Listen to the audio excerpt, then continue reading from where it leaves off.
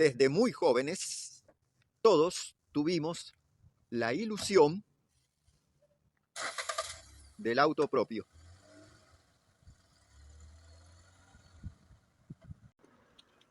Con mucha fe concurrimos a pagar aquella cuotita de la... Pero cuando la cuotita comienza a crecer y a crecer y a crecer, el sueño se convirtió en una pesadilla. Previos al 2020, la economía argentina se vio afectada por un gran proceso inflacionario que provocó una importante distorsión en los precios relativos a salarios, bienes y servicios. Con el sueño del 0 kilómetro, mucha gente había suscrito planes de ahorro previo con las sociedades anónimas de capitalización y ahorro autorizadas por la Inspección General de Justicia a tal fin. La metodología de aquellos planes es conocida. La sociedad conforma grupos de suscriptores, tantos como cantidad de cuotas tenga previstas el plan. Pueden ser 48, 60, 72 u 84, en la generalidad de los casos, y administra sus ahorros. Para simplificar la explicación, nos vamos a centrar en un plan de 84 cuotas, o sea, 7 años. En tal caso, 84 suscriptores habrán de pagar la 84ava parte de un auto cada mes. Con lo recaudado, la sociedad compra un auto que será adjudicado a alguno de los 84 suscriptores, cualquiera de ellos por sorteo o licitación. Al final del ciclo, cada uno de ellos habrá adquirido su unidad. Advertirán entonces que el componente principal de la cuota es el precio final del vehículo, como dijo el profe, la 84ava parte de su valor. Pero no es el único. A dicho importe se debe adicionar las utilidades del sistema, los gastos administrativos, los intereses, los seguros de vida, de caución y los impuestos. Concentrémonos en aquel componente principal, valor móvil automotor, que representa aproximadamente el 50% de la cuota. Los índices inflacionarios eran altos. Los salarios, si acaso, lograban incrementos similares, pero los automóviles, cuyos componentes son en su mayoría importados, subían en proporción a la cotización del dólar y aún más. Por ende, las cuotas de los planes de ahorro sufrieron aumentos vertiginosos por encima de la inflación anual. Y por encima de la capacidad de pago de muchos de los ahorristas. El 27 de septiembre de 2019, Edgardo Ezequiel Aciar y 44 ahorristas más interpusieron un proceso de consumo en contra de Volkswagen Argentina Sociedad Anónima de Ahorro para Fines Determinados, ante el primer juzgado de gestión judicial asociada de la primera circunscripción judicial de Mendoza, pretendiendo la revisión de los contratos de adhesión suscriptos en razón de haber operado una grave desproporción en lo que a sus obligaciones refiere. El caso quedó a cargo de la doctora Fabiana Martinelli. Mencionamos a Aciar porque los coaccionantes fueron registrados por orden alfabético. Aciar era el primero en la causa, pero tengamos en cuenta que eran en total 45 ahorristas esgrimiendo la misma pretensión en contra de una única sociedad de capitalización y ahorro.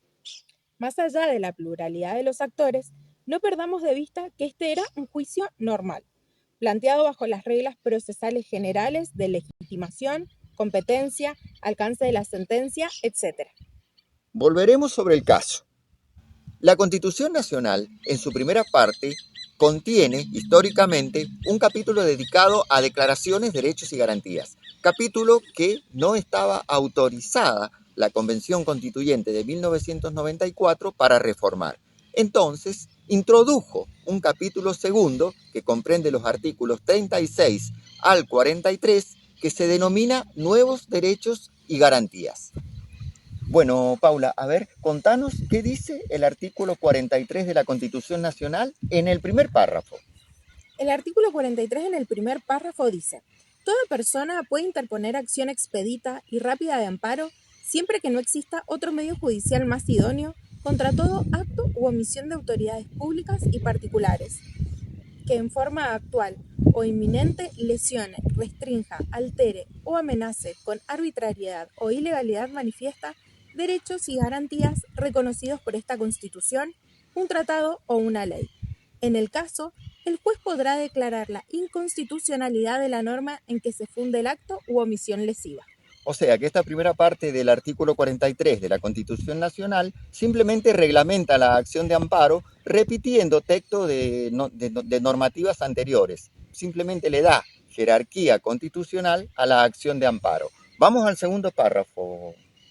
Bien, en el segundo párrafo, el artículo 43 dice: podrán interponer esta acción contra cualquier forma de discriminación y en lo relativo a los derechos que protegen el ambiente, a la competencia, al usuario y al consumidor, así como a los derechos de incidencia colectiva en general, el afectado, el defensor del pueblo y las asociaciones que propendan a estos fines, registradas conforme a la ley, la que determinará los requisitos y formas de su organización.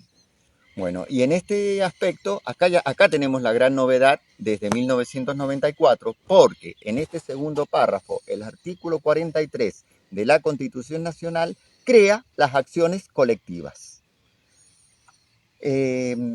Obviamente, en la legislación, en la Constitución, está introducido en el artículo, lo repetimos para que quede claro, artículo 43 referido a la acción de amparo.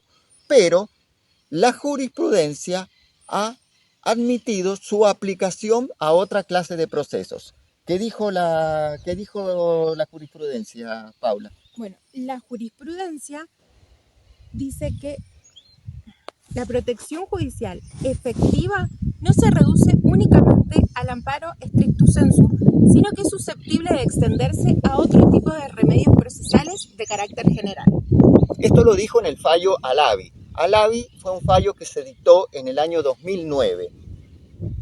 Fue un fallo de la Corte Suprema de Justicia de la Nación y que sentó un precedente histórico en la Argentina al declarar inconstitucional una ley que permitía intervenir comunicaciones sin orden judicial. Y al reconocer, que es lo que nos interesa en materia procesal, al reconocer formalmente las acciones de clase para proteger derechos de incidencia colectiva. Ernesto Alavi, abogado y ciudadano, presentó una acción de amparo contra la ley 25.873 y su decreto reglamentario que autorizaba la intervención y registro de las comunicaciones telefónicas y de Internet sin necesidad de una orden judicial. Alavi, quien se desempeñaba como abogado fundamentalmente en el ámbito penal, argumentó que esta medida vulneraba su derecho a la privacidad y a la intimidad, artículos 18 y 19 de la Constitución Nacional, además de menoscabar el secreto profesional en sus comunicaciones como abogado con sus clientes. Dado que la eventual inconstitucionalidad de la ley afectaba a todos los argentinos y fundamentalmente a todos los abogados en el ejercicio de su profesión, la Corte aplicó la figura procesal de la acción colectiva por primera vez, que había sido creada por la Constitución Nacional en la reforma de 1994, 15 años antes, y estableció los requisitos de procedencia. Por favor, Paula, hablemos de la extensión de la legitimación. Bueno, en cuanto a la extensión de la legitimación, podemos observar en el artículo 43 que dice que podrán interponer esta acción contra cualquier forma de discriminación y en lo relativo a los derechos que protegen el ambiente, la competencia, al usuario y al consumidor, así como a los derechos de incidencia colectiva en general, y el afectado, el defensor del pueblo y las asociaciones que propendan a estos fines registradas conforme a la ley, la que determinará los requisitos y formas de su organización. O sea que ustedes ven que aparte del afectado, aparte de la persona que tiene un interés en el objeto de la causa, también pueden intervenir el defensor del pueblo, también puede iniciar la acción el defensor del pueblo y las asociaciones registradas conforme a la ley que propendan a fines similares a los que están proponiendo a los que afectan a la persona. Y de acuerdo a la Ley de Defensa del Consumidor, también se extiende la legitimación al Ministerio Fiscal. Vamos a hablar de las diferencias con el proceso clásico. Ya vimos la primera diferencia